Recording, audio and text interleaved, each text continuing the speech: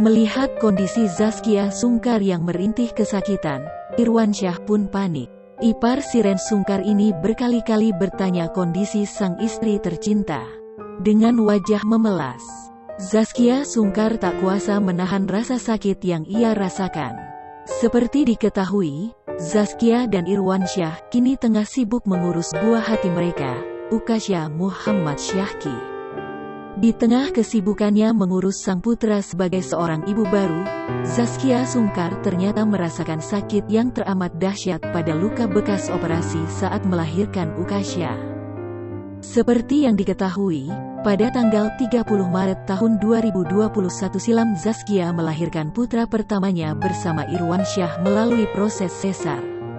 Setelah melakukan konsultasi dan pemeriksaan, Zaskia Sungkar pun menjelaskan apa sebenarnya yang dialami oleh dirinya hingga menyebabkan luka bekas operasi sesarnya terasa begitu sakit.